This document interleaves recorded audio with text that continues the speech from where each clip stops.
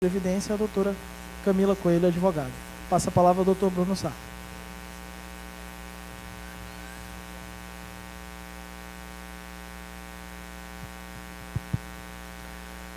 Boa noite a sua fala. Não vou me delongar muito, até pela quantidade de perguntas, o pessoal está ansioso pelas dúvidas, né? Mas, doutor Carlos, aqui no estado de Mato Grosso, está sendo discutida uma modificação onde o Estado, nesse primeiro momento, ainda em debate com o Fórum Sindical e com o nosso Conselho de Previdência, optou por uma reprodução literal daquelas normas que ficaram de fora das atribuições, ou melhor, ficaram de fora do regramento, alcançando os servidores estaduais. Talvez o grande ou maior problema da reforma hoje, na visão principalmente adotada a nível estadual pela equipe do MTPrev, que é o Instituto de Previdência do Estado, foi justamente a quebra desse, digamos assim, ciclo histórico de igualdade entre servidores públicos estaduais, municipais e federais. Não só pelo fato de que os estados e municípios possuem um grande problema em seus números, mas também pela possibilidade de que essa liberalidade, vamos falar assim, traga um grande emaranhado de normas e comprometa ainda mais o equilíbrio do sistema. Vamos imaginar hoje que só no estado de Mato Grosso, que figura entre os 3 ou 4 maiores do país, proporcionalmente falando em número de regimes próprios, nós temos 141 municípios, mais o estado, e temos 106 regimes próprios. Nós corremos o risco de termos 106 normas diferentes, sem contar o Serviço Público Federal. Fora isso, ainda existe muita dúvida a nível nacional sobre, de fato, quais normas se aplicam, independente da legislação local, e quais as normas que dependem dessa legislação local. Então, dentro desse contexto, e aí diuturnamente o assunto vem sendo debatido com números apresentados, e eu fico bastante feliz quando eu vejo o senhor começar lá dizendo assim: olha, o tripé é basicamente o seguinte: mexe na regra, aumenta a receita, diminui a despesa. Nos exercícios exemplificativos que nós fizemos, foi justamente esse o tripé usado, né? Possibilidades de aumento de receita, possibilidades de redução de benefícios, ainda que em teoria, e a questão da aplicação das novas regras na forma como colocada. E diante desse quadro, a nossa grande preocupação é justamente essa dicotomia, é justamente essa possibilidade. E aí, como eu disse, para não me alongar muito e nos colocarmos todos à disposição dos colegas que aqui estão, gostaria que, se fosse possível, o senhor falar um pouquinho sobre essa situação que surge agora com essa abertura aí de possibilidade, no caso de Mato Grosso, como eu disse, 106 regras diferentes, no caso do Brasil, 2.100 regras diferentes para serem exercitadas e para servirem como fonte de dar equilíbrio ao sistema como um todo. Obrigado. Foi uma ótima pergunta. Sim. Pegar a pergunta do Bruno, colocar logo num nível de um questionamento, vamos dizer, teórico. O poder constituinte derivado decorrente, quais são os limites no que se refere a teto, idade, contribuição especial, alíquota, abono, transição, cálculo e desconstitucionalização, ou seja, quais são, dentro do princípio da simetria com o centro. Na verdade, eu vou ter que responder essa pergunta para todos que estão aqui, no eventual parecer. Já estou aproveitando para Isso eu consigo colar, né? Porque a pergunta que vai ser feita é essa, né? Limite do poder constituinte derivado decorrente, pegando a pergunta do Bruno e colocando dentro da simetria com centro, principalmente regras de lei ordinária, regras de lei complementar, tempo especial, cálculo, transição, abono, ou seja, seria essa a dúvida, pegando a dúvida do Bruno. Fará, se você me permite, eu vou pedir 5 minutos só, porque provavelmente o seu parecer é sobre a nossa proposta, então eu vou trocar uma ideia com ele aqui antes dele responder, porque fica, né? Brincadeira. Bom, foi uma ótima pergunta, né? Basicamente o que ele quer saber é se poderia haver uma disparidade, regras diferentes em relação aos entes federativos. Vamos partir da seguinte premissa. A exclusão de estados e municípios da reforma da Previdência não foi uma escolha técnica, foi uma decisão política. Tá? Eles queriam o apoio dos governadores, os governadores estavam reticentes em dar esse apoio, então, como represália, eles retiraram estados e municípios e deixaram a critério dos governadores enfrentar, né, os servidores e fazer a sua própria reforma da Previdência. Então, só por ter sido uma decisão política, ela já pode ser questionada. Não há precedentes aqui na história recente, e nós temos regras diferenciadas de aposentadoria para servidores, mas existem precedentes jurisprudenciais.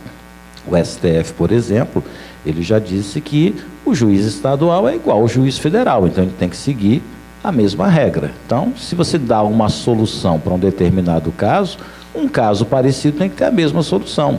Eu não consigo enxergar uma regra diferenciada dessa que está colocada na Constituição. Por exemplo, o Estado adotar um tempo diferente, uma idade diferente, tem que ter esse tipo de simetria. Então, basicamente, o Estado vai aderir à reforma que já foi feita. Essa adesão é que tem esse problema, né? Algumas regras têm que constar da Constituição Estadual, outras têm que ser por lei complementar estadual e outras têm que ser por lei ordinária. E para piorar isso tudo, o último dispositivo da emenda, ela diz que uma lei do Executivo poderia, lei ordinária, poderia ratificar toda a reforma da Previdência. Ou seja, há uma completa falta de técnica nessa emenda constitucional. Ela foi, digamos, não foi bem construída, porque hoje mesmo eu estava conversando com outro amigo e mostrando algumas incongruências da legislação. Certamente não agora, mas no futuro próximo, muitos dispositivos dessa reforma serão declarados inconstitucionais. Tá? Agora, não espere que isso aconteça de imediato. Geralmente, a Corte Maior, ela pensa bastante, ela espera que a lei seja aplicada, para que os casos concretos deem embasamento para ele decidir. Eu rapidamente aqui dei o exemplo da pensão, né? Que ela vem sendo reduzida a ponto de você receber uma ínfima parte do que deveria. Isso, né, se encaixa em vários direitos fundamentais, né? Até porque você não está recebendo nada de graça, você pagou por aquilo. Aquilo que você pagou, você vai recebendo cada vez menos. Onde é que está a razoabilidade disso? Se você paga para ter uma aposentadoria e o teu companheiro paga para ter uma aposentadoria, se um deles vai embora antes de você, o Estado vai te dar uma pensão, não porque ele é bonzinho, sim porque você pagou para ter aquele direito. E aí vem o Estado e fala, não, como você já recebe uma aposentadoria, eu vou cortar uma parte. Então, eu penso que a isonomia de todos os servidores públicos, ao final, ela vai prevalecer. Então, o que está hoje na Constituição Federal, ou é adotado para servidores estaduais e municipais, ou haverá uma quebra da isonomia. Então, eu posso indicar, então, que piorar não pode, do que está colocado. Piorar. O Estado não pode piorar essa situação. Nada é tão ruim que não pode piorar. Então, acho que o limite é se o Estado e o município pode piorar a regra de contribuição, Bom, pode estabelecer alíquota de progressividade pior do que isso. A regra, a dúvida... Em tese, sim. Em tese, sim. Em tese, sim. Em tese, sim. Mas o Estado pode melhorar. Ele, por exemplo, ele não é obrigado a adotar as alíquotas federais se ele demonstrar o equilíbrio financeiro. Que aí vem já né? A sequência do próximo tema, que vem ao encontro de uma dúvida da questão do déficit, né? Uma pergunta da Elba, como é que vai ser equacionado o déficit. E a dúvida é o seguinte: esse conceito de provar o déficit, ele é um conceito geral, é uma prova geral, ou eu poderia perquirir que eu não tenho déficit individualmente e logo eu não poderia estar submetido a alíquotas maiores?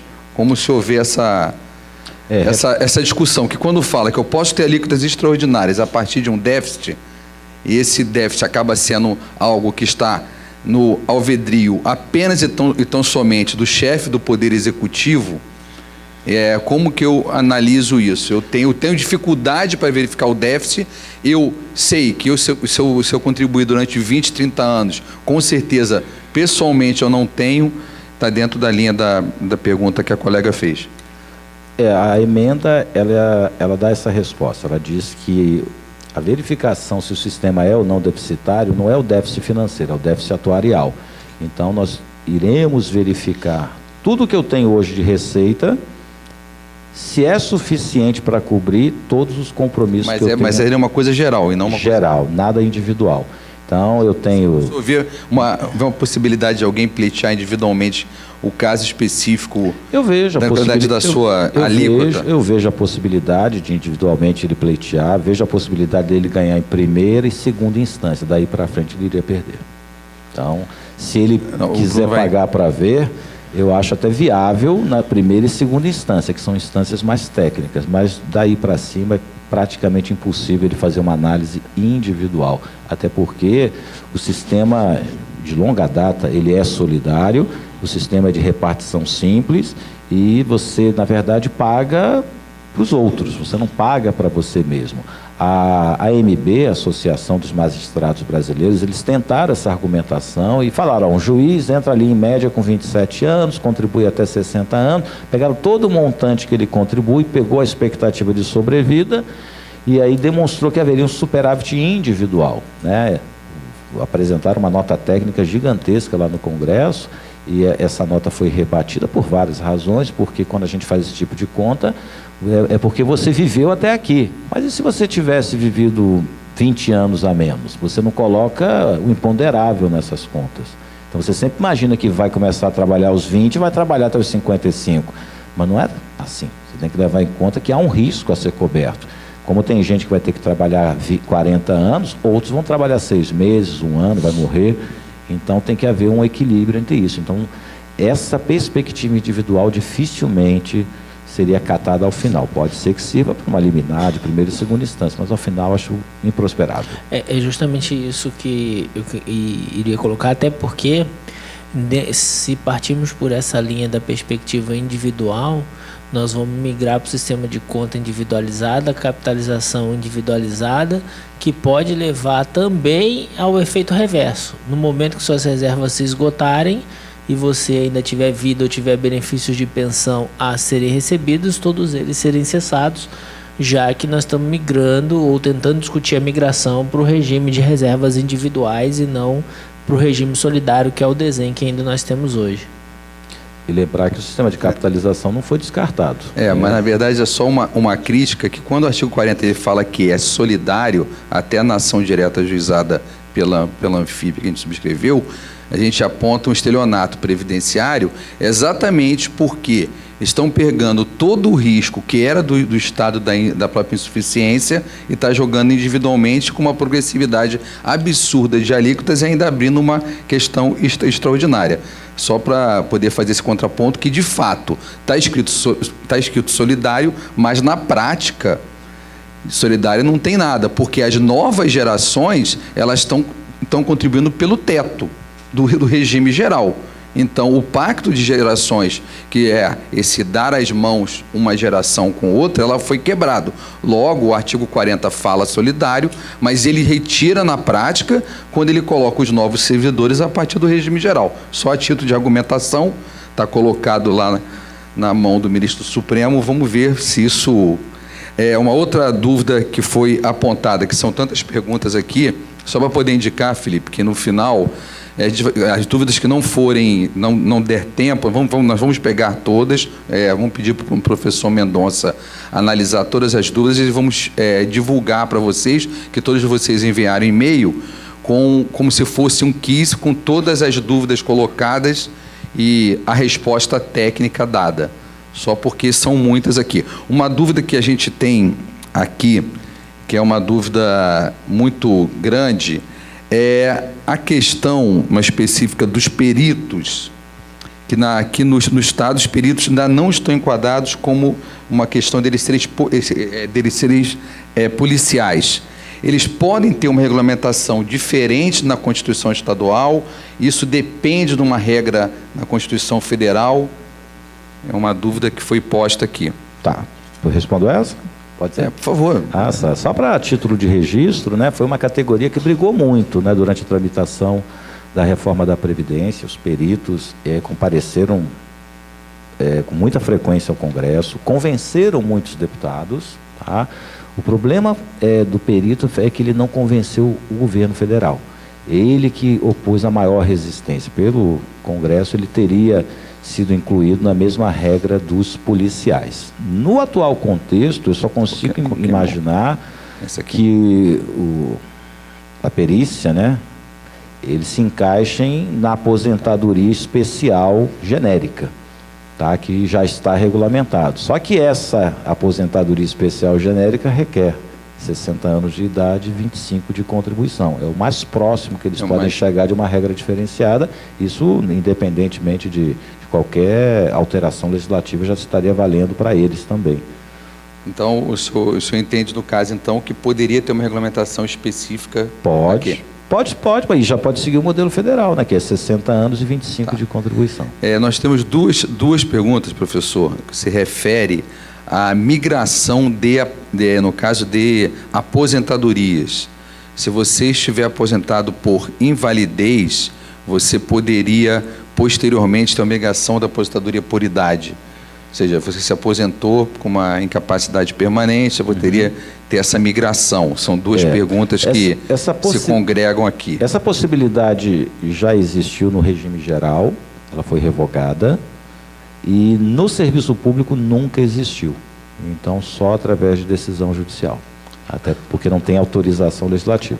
Dentro dessa linha, uma outra dúvida, na década de 80, 90, você passou a estabelecer um limite mínimo para aposentadoria especial. E isso foi rechaçado pela jurisprudência, aquela idade de 50 anos como idade mínima.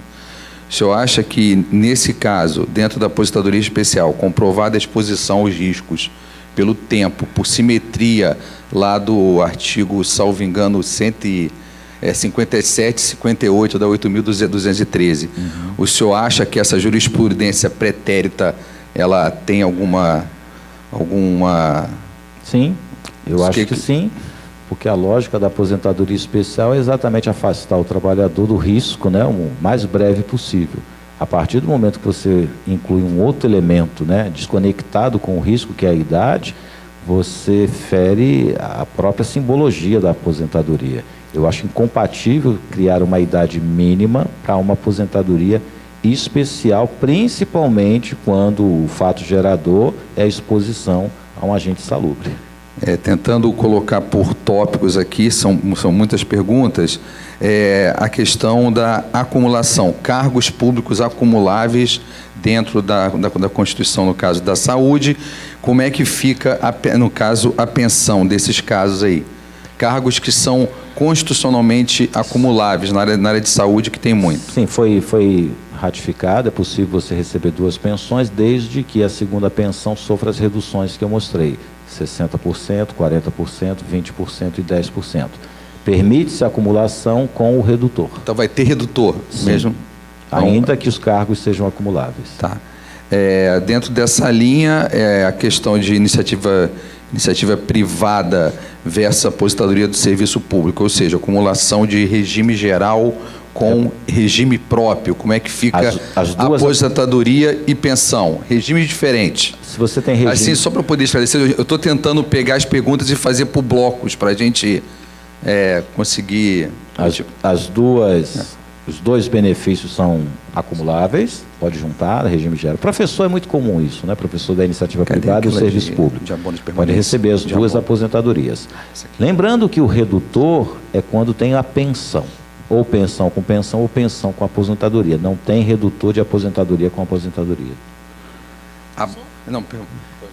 Uma outra coisa interessante aí nesse aspecto do acúmulo é que a nossa interpretação é no sentido de que trata-se de norma que não precisa de regulamentação local. Ela já é aplicável desde o dia 13 de novembro, já que o artigo que trata dela fala que os regimes acumularão. Ela não tem essa restrição apenas aos servidores federais. Verdade. Aliás, você tinha perguntado, eu acabei não respondendo. Sim, existem vários dispositivos da reforma federal que já são aplicáveis aos estados. Um deles é exatamente esse, né? O fato de adotar o teto do INSS também já se aplica aos estados, a necessidade de criação da Previdência Complementar também já se aplica aos estados. Então, são pelo menos esses 3 pontos independem de qualquer mudança na Constituição Estadual. Só para acalmar a turma aqui, uma ressalva, como nós ainda não implementamos a Previdência Complementar, nós ainda não conseguimos aplicar a questão que envolve o teto do INSS. Tem 2 anos para isso. Tempo fictício, que já ocorreu, a verbação vai ter que ter esse recolhimento? O tempo que foi averbado antes, tempo de escola técnica, tempo de escola preparatória de cadetes do ar, tempo de academia da Força Aérea, esse tempo fictício vai ter que ser contado, tempo rural? Se a gente pudesse eleger assim as 10 maiores maldades, certamente essa aí ocuparia o primeiro lugar. O fato de pairar essa dúvida se quem já está aposentado poderia ter cassado a sua aposentadoria pelo fato de ter usado um tempo fictício. Um fictício é um tempo em que... Mas quem não se aposentou vai ter que... Quem não se aposentou, esse tempo vale até 13 de novembro, no federal, né? E isso também já... Vale que já está... Averbou, averbou. Não, esse é válido. A reforma ressalvou. É só olhar o artigo 25 da reforma. Está ressalvado. Mas essa maldade de quem já está aposentado com tempo fictício... Isso pode ser um problema. Essa aí é quase certo que vai ser declarada inconstitucional por ferir vários preceitos fundamentais. Mas existe sim a possibilidade de cassar quem se aposentou com compensação financeira, com contagem recíproca, sem o recolhimento da contribuição. Esse dispositivo ele tem dado muita dor de cabeça realmente para todo mundo, mas assim, numa construção que nós estamos trabalhando ainda internamente, né, é óbvio, mas um dos limitadores que nós temos é a questão que envolve o 16/12/98, já que até aquele momento não se discutia a vedação ao tempo ficto, ela surge a partir daquele momento. Isso, né? É só lembrar a todos aí que tempo ficto é aquele que efetivamente você não comprova a contribuição previdenciária. Seja ele decorrente da contagem em dobro de férias, de licença-prêmio, da aplicação de um multiplicador pelo fato de você ter atuado vinculado ao regime geral, enfim. Então, assim, a nossa construção nesse primeiro momento tem sido nesse sentido. Então, 16/12/98 passa a ser um marco, né? Um marco no sentido de que você não teria como discutir aí qualquer inconstitucionalidade, ainda que por força do parágrafo 3º do artigo 25. Pós 16/12/98 ainda existem algumas celeumas muito específicas, como é o caso, por exemplo, da magistratura do Ministério Público, a averbação do tempo de advocacia. Nos demais casos, a regra geral é que desde essa época realmente as certidões têm que ser apresentadas, né? E nos casos, a única hipótese de tempo ficto que passa a existir depois dessa é a conversão de tempo, né? Que também não é possível, porque no INSS o máximo que se admite é que a certidão venha escrito que aquele tempo é especial e não venha convertido, salvo decisão judicial. Então, assim, salvo casos raríssimos, né, nesse primeiro momento a nossa visualização com relação a esse dispositivo é de uma aplicação mínima. Agora, é óbvio que tem aqueles casos que a gente sabe que tem algumas fraudes, né? E aí não é o dispositivo que derruba, é a fraude por si só que tende a derrubá-lo.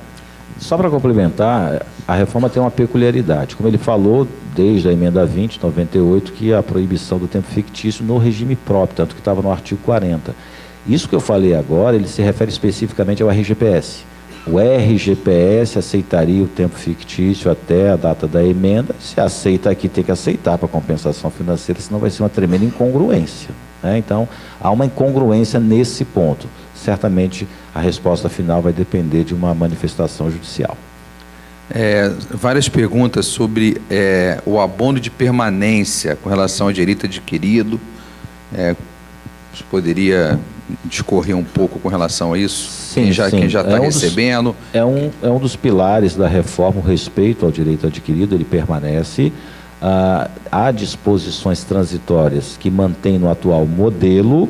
O que eu havia dito é que, em tese, ele deixa de ser um direito público subjetivo, porque a reforma diz, poderá ter direito. Então, há uma possibilidade de simplesmente ele ser extinto, não agora, né? Porque agora ele foi mantido no atual modelo, mas no futuro não há qualquer impedimento para que ele seja extinto, tá? Mas ele não mudou nada, continua igual. Só para confirmar, a nossa proposta que está em discussão, ela não mexe na legislação vigente sobre o abono continua nas mesmas regras existentes e não se exerceu essa faculdade, vamos falar assim, né, de discutir extinção, de discutir redução de valor, não, nada disso foi incorporado à proposta em discussão. Aliás, a redução de valor não está em discussão mesmo, porque isso foi rechaçado pelo Congresso. Eles diziam que podia ser até o valor da contribuição. Esse até foi retirado, tá? O que foi mantido é que ele deixa de ser um direito.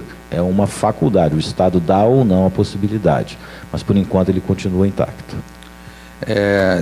Temos duas dúvidas com relação a caso específico, mas, na verdade, envolve uma questão do pedágio. O senhor poderia, por gentileza, repassar essa questão do pedágio? No Sim. caso, porque na verdade está com... Existem dois pedágios, tá? Um de 50% que é só para iniciativa privada, não se aplica a servidor público, tá? Então, vou focar no do servidor.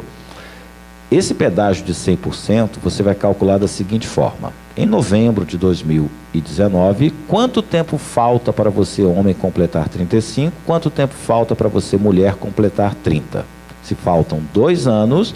Esse é o tempo do pedágio que você tem que pagar. Então, você naturalmente já teria que trabalhar 2, aí agrega mais 2. Ao todo, você vai ter que trabalhar 4. Mas só isso não basta. Você ainda tem que atingir a idade mínima, 60 para o homem, 57 para a mulher. Então, resumindo, pedágio de 100% serviço público. Se você tiver 60 anos, homem, 35 de contribuição e tiver pago o pedágio de 100%, ou seja, você cumpriu de novo o tempo que faltava para completar 35 em novembro de 2019, você poderia se aposentar da seguinte forma. Se entrou antes de 31 de 2003, 31 de dezembro de 2003, com integralidade e paridade. Se você entrou depois de 31 de dezembro de 2003, você pode se aposentar, mas não com integralidade e paridade, sim pela média aritmética dos 100%. Eu só não aplico 60%, é o valor integral. Tá bom? Temos aqui 4 perguntas que elas vão numa linha, vamos dizer assim, uma linha política com relação à falta de esforço para a cobrança de dívidas, a pejotização, na verdade, a má utilização da época que os recursos eles eram superavitários. A questão do 7 para 1, que o senhor falou, o senhor poderia dar uma indicação mais específica com relação a esses mecanismos de decobrança de dívida, quanto à conta para que eu aponte um déficit atuarial sem considerar o valor das dívidas não cobradas. Ou seja, o Estado ele é ineficiente quando cobra dívidas, ele não utiliza esses valores para atuar o déficit, ou seja, um verdadeiro venire contra facto próprio, né? Ele está agindo, na verdade, com uma má fé dentro da sua ineficiência para aumentar alíquotas, porque ele não está cobrando dívida corretamente. Aí são 4 perguntas aqui que eu estou resumindo Tá. numa linha, a gente consegue colocar o senhor numa situação difícil, né? Que o senhor deu tanta notícia ruim que a gente está tentando... Verdade. Aliás, isso foi muito discutido na tramitação da reforma, né? Praticamente todos os convidados que foram levados a discutir mencionaram, né, que esse passivo que há, em torno de 500 bilhões, eu me refiro só à dívida previdenciária, e basicamente o que foi respondido é que desses 500 bilhões, a possibilidade de recuperação de 71% é praticamente zero, tá? É basicamente dinheiro podre, são empresas que já estão falidas, ainda que você gaste tempo, dinheiro, recursos, você não recuperaria 71% desse montante de 500. A parte que seria factível essa cobrança, ela depende do devido processo legal. Dentro da Advocacia Geral da União, tem a Procuradoria da Fazenda que faz exatamente isso, essa cobrança, só que essa cobrança segue todo o rito da Lei 6830, segue a ampla defesa, o contraditório, o devido processo legal. Não há R$1 que não esteja sendo cobrado nesse momento.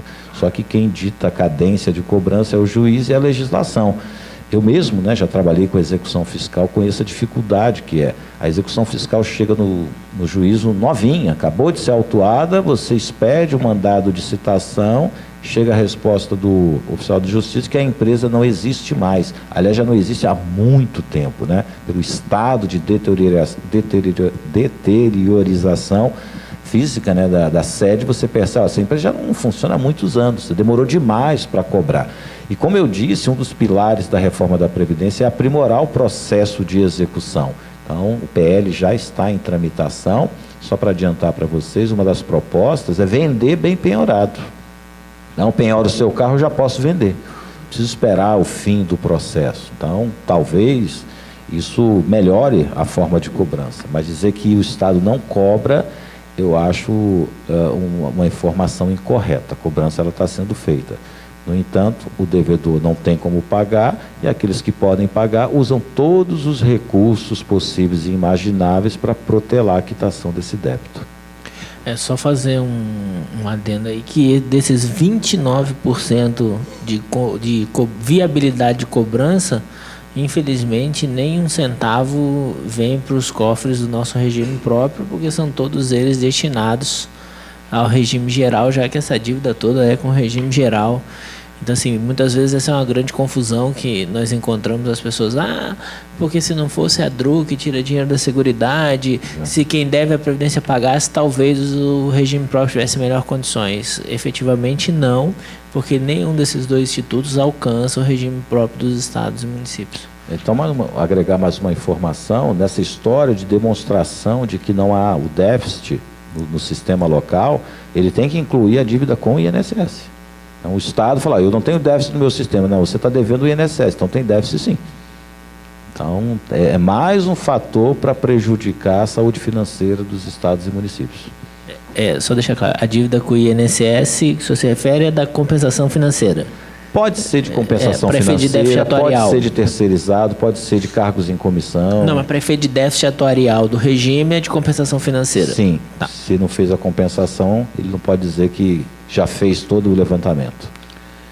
Temos mais duas dúvidas aqui. Uma acho que já foi dita com relação ao tempo de serviço militar, a questão do tempo fictício, já está verbado em tese, já está resolvido. E uma dúvida que ainda fica é a questão do fim da paridade da integralidade. Como que ficaria isso dentro do direito adquirido, que esse é um tema que ainda gera uma certa dúvida. Paridade de integralidade para quem já está aposentado está garantida, direito adquirido. Para quem pretende ter integralidade e paridade, é o meu caso. Você tem que se encaixar em uma das duas regras de transição. Uma é essa do pedágio de 100%, tá? Só para quem entrou antes de 31 de dezembro de 2003, entrou antes de 31 de dezembro de 2003, para ele ter integralidade e paridade, por essa regra. 60 anos homem, 57 mulher, 35 homem, 30 mulher e mais o pedágio de 100%. Integralidade e paridade. Ou a outra regra, que é mais complicada, no mínimo 56 anos mulher, 61 anos homem, soma com o tempo de contribuição e tem que dar 8696. Aí ano que vem 8797. Se ele conseguir preencher isso, ele também tem direito à integralidade e paridade. Porém, só vai ter integralidade e paridade quando ele chegar a 65, 62. É uma regra inalcançável ou muito draconiana. Em outras palavras, ou segue o pedágio de 100%, ou espera chegar a 65 homens, 62 mulher. Aí tem integralidade e paridade. Tá. Nós temos aqui a última pergunta, doutor. Nossa, do Dr. Milton. Eu vou tentar sintetizar ela, que eu acho que é o grande escopo do que ele está questionando. Quando a PEC foi enviada ao Congresso, ela trazia regras de transição para os servidores com deficiência. E essa regra ela foi excluída. Em que sentido? Não há diferenciação entre servidores com deficiência em razão da data de seu ingresso. Determina-se apenas então somente a aplicação da Lei Complementar 142 a todos eles. E aí isso está se tentando trazer novamente na PEC paralela. E aí ele questiona se não se trata de uma discriminação, esse tratamento diferenciado, já que é a única categoria o único grupo de servidores que não teria essa diferenciação. Só fazer um adendo que nesse mesmo grupo está o pessoal que é exposto a agente nocivo, que também não tem 2003 como marco para efeitos de integralidade e paridade. As regras de transição dizem que é média para essa turma, independente da data que eles ingressaram. Bom, vamos separar então, né? Na iniciativa privada, o trabalhador com deficiência já tem a sua aposentadoria regulamentada desde 2013. No serviço público não havia essa regulamentação. O que o Congresso decidiu? É uma lei muito nova, tá? Então não valeria a pena mexer nos requisitos da Lei Complementar 142. E no caso do servidor, ele estaria, digamos, ganhando um bônus, porque ele não tinha regulamentação, ele passa a ter a mesma regra da iniciativa privada e não houve necessidade de se prever uma regra de transição, porque é o único servidor que não tem idade mínima. Ele pode se aposentar de acordo com o grau de deficiência, o homem 33, 29, 25, sem idade mínima. Então, no meu ponto de vista, hoje o servidor deficiente é o que tem a melhor regra de transição, porque ele não tem que se submeter a uma idade mínima. Tá? Então, eu acho que eles não foram prejudicados.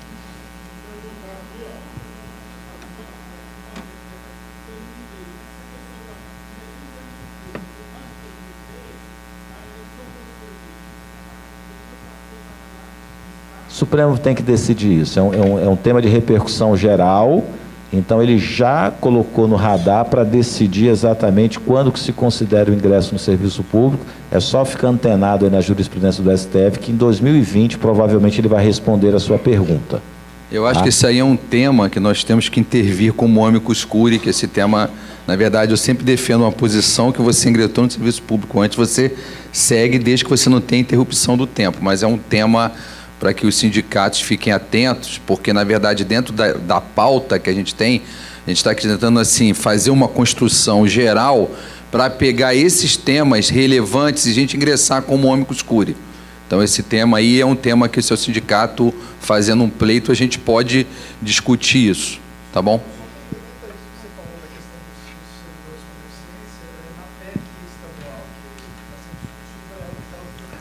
Ela faz remissão direta ao artigo 22, salvo engano, que é o que determina que se estabeleça, que se aplique aos servidores que ingressaram antes da emenda as regras da Lei Complementar 142.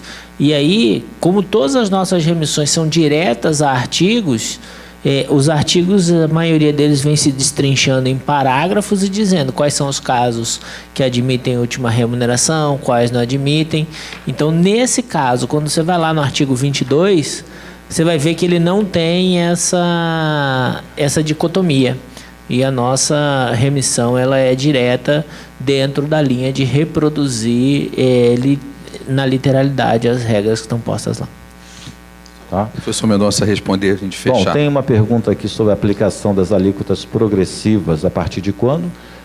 elas oficialmente passam a incidir a partir de 1º de março de 2020, e como o Estado não pode ter uma alíquota inferior à da União, ela também se aplica automaticamente aos estados e municípios, a não ser que ele comprove que não há déficit, e aí ele pode seguir as alíquotas do RGPS, ou seja, aquela que vai de 7,5% a 14%. Mas sem essa comprovação, as alíquotas passam a ser aplicadas em março do ano que vem.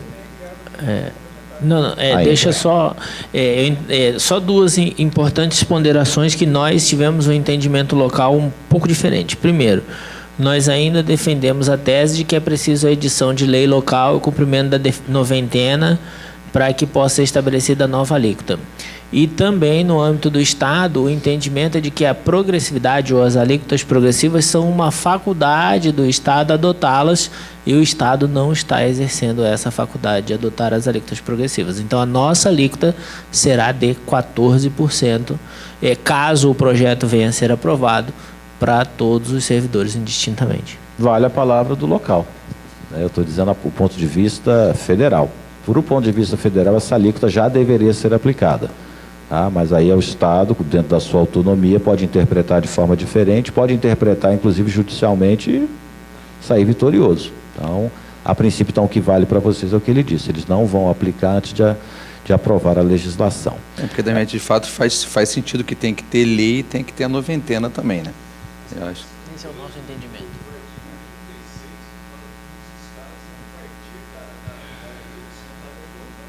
Nesse caso, a gente vai aplicar o artigo 10. Não é o artigo 36, é o 10. O 10 é que traz o dispositivo que fala que as alíquotas dos estados têm que seguir a federal. Que, na verdade, é uma disposição transitória até que lei trate desse assunto. É o mesmo que dispõe a 10887, que o Estado não pode ter alíquota menor. É um dispositivo que hoje está em vigor. Tá? A lei 10887 hoje já determina isso. E no caso da emenda, não é esse dispositivo, é o artigo 10.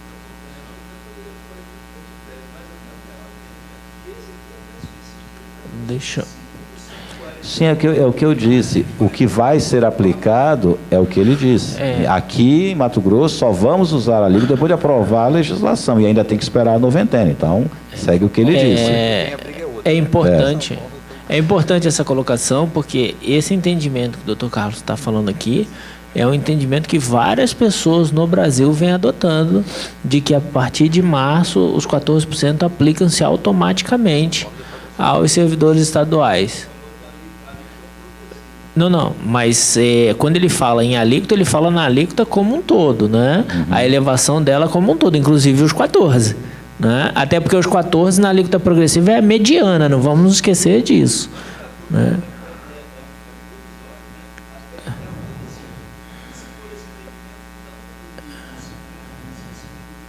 Não, nós não entendemos dessa forma. O entendimento do Estado é em que pese, está lá no artigo 9º, a obrigatoriedade de fazer no mínimo a alíquota igual.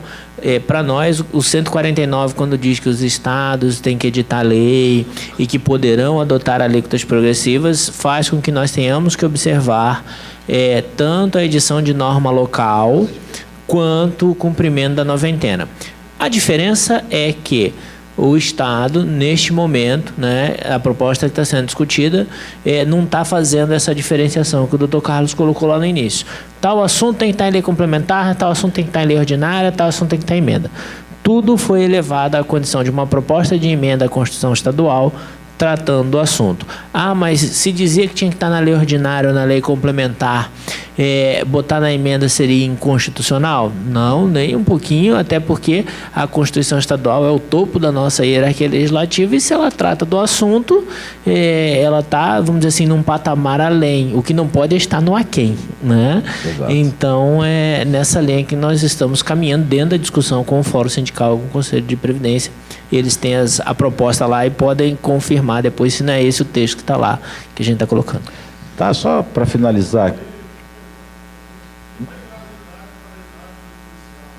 Isso, é exatamente isso que eu vou falar. Bom, qual foi o resultado da reforma da Previdência? Então, a princípio, policiais da União, mas isso vai reverberar em estados e municípios. Eu mantenho a Lei Complementar 51, e ela fala em proventos integrais. Então, para os antigos, continua tendo proventos integrais, desde que ele cumpra a idade mínima de 55 anos, ou 53 homens, 52 mulheres, e mais o pedágio de 100%. Então, para os antigos, a integralidade está mantida, tá? Na reforma da Previdência. Para os novos, não. Para os novos, não. Para os novos é média aritmética, igual eu mostrei ali. Mas para os antigos, ele vai seguir a Lei Complementar 51, ela fala em proventos integrais, todavia, hoje está tramitando em São Paulo uma reforma que não acolheu, digamos, esse entendimento. Em São Paulo, ele retirou a integralidade, a meu ver, erradamente. Tá? Erradamente. O certo é manter a integralidade. Isso foi expressamente discutido no Congresso, foi inclusive festejado como vitória, de que os policiais foram os que chegaram mais longe em integralidade e paridade. Não importa se o cara entrou mês passado, de 6 meses, 20, ele ainda teria integralidade. O importante é ter ingressado antes da reforma. Aí tem integralidade e paridade. É só bom ressalvar aqui a questão local, até porque é importante deixar claro que o Estado já há muito, ele encampou aquela discussão levada à frente ainda pelo extinto Ministério da Previdência, de que o conceito de proventos integrais é diferente de integralidade da remuneração. É uma nota técnica editada dentro do poder da Lei 9717 de orientar, e aí, como essa expressão proventos integrais, ela é a que foi elevada, né, a condição.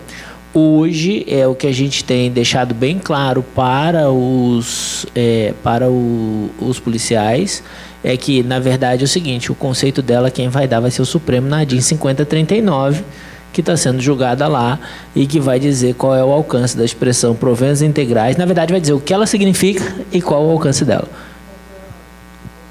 Na verdade, essa discussão também foi levada ao Congresso, né, sobre essa diferenciação que a Previdência fazia, também foi discutido no âmbito do Supremo, que não tinha definição, mas assim, a vontade, a mens legis da reforma foi dar integralidade e paridade. Isso foi, inclusive, passado oficialmente para as categorias, né, de que eles continuariam tendo a integralidade e paridade. A vontade não foi fazer essa diferenciação. Inclusive, o próprio governo participou das negociações, né, ali no calor ali da votação, e ele se comprometeu a não fazer essa diferenciação. Ela foi tentada, mas não foi aprovada. O governo não vai se mexer para dar um entendimento diferente de proventos integrais de integralidade. Então, isso foi um compromisso feito ali no momento da votação. Isso. Compromisso... Isso eu vi, eu estava lá perto e eles estavam querendo e tal. Vamos fazer o seguinte, vamos deixar a lei complementar do jeito que é hoje, o governo não vai brigar por essa diferenciação de integralidade, proventos integrais, e aí foi uma festa aprovada assim. Os novos não, os novos é médio, mas os antigos seguiriam o conceito de proventos integrais que o governo não vai tentar desnaturar. Tá? Foi um compromisso que foi feito lá na hora. Assim, deixa eu só um pouquinho. Não, nós adotamos o conceito de 100% da média e assim, eu fico até feliz porque eu tenho mais um argumento para usar com o pessoal. O que eu tenho dito é o seguinte, em que pese a mens legis, né, a vontade de quem encaminhou as discussões, como o texto ele não traz efetivamente a vontade, mas esse é mais um argumento, como eu sempre digo para as carreiras policiais, para se usar junto ao Supremo e fazer com que lá no Supremo ele possa fazer valer a mens legis e não o que está se desenhando, como eu já tenho deixado claro para eles. O voto do relator hoje é dizer que proventos integrais é 100% da média. Lá o ministro Edson Fachin está votando nesse sentido e não está excepcionando, inclusive, os que entraram anteriormente. Então, essa é uma grande preocupação que a gente tem deixado, inclusive, aberta para eles. Sim. Eu entendo que esse entendimento dele está prejudicado, tá? Porque o presidente, né, quando ele foi chamado de traidor, ele foi chamado de traidor pela categoria policial. Ele expressamente diz, façam o possível para atender esta categoria. Foi a única categoria que ele fez algum tipo de intervenção. E eu ouvi o ministro Rogério Marinho se comprometendo a não criar caso nesse conceito. Claro, foi um ajuste de boca. Agora, mesmo que o entendimento seja diferente, certamente o Congresso, que tem a bancada da bala lá, que a gente chama, eles provavelmente farão uma norma interpretativa, porque em nenhum momento eles vão se sentir enganados, porque foi dito para eles a integralidade e paridade está mantida. Então, tem gente no Congresso para apoiar, tem a palavra do presidente. Gente, Gente, só deixar uma coisa bem clara que é importante. Isso aqui é tão preocupante, que na PEC paralela existe um parágrafo sendo inserido lá no artigo 144, e aí se a PEC paralela vai prosperar ou não, outra história, mas autorizando os entes federados a fazer lei local definindo integralidade e paridade para os profissionais que estão elencados lá. Essa discussão é tão grande, tão preocupante, que levou até isso. Talvez essa seja a norma interpretativa, enfim. Na verdade, o Senado não participou do ajuste na Câmara, por isso que ele quis reforçar isso. gente, obrigado. Desculpa tá interrompendo, mas a gente tem que seguir o horário. A gente fica à disposição, a gente se compromete a responder todas as perguntas feitas, e quem tiver mais dúvidas, também a gente aceita que elas sejam feitas por escrito. A gente vai trabalhar um material de resposta de todas as perguntas, a gente vai tentar fazer chegar a todas as perguntas e todas as respostas. Eu queria agradecer muito a presença de todos e muito obrigado. A gente sabe que é um tema sensível, a gente sabe que gera muitas dúvidas, então a gente vai tentar por escrito, mas a gente realmente tem um horário. E obrigado ao doutor Carlos Mendonça, obrigado ao doutor Bruno Sá, obrigado ao doutor Farag, obrigado à doutora Camila Coelho.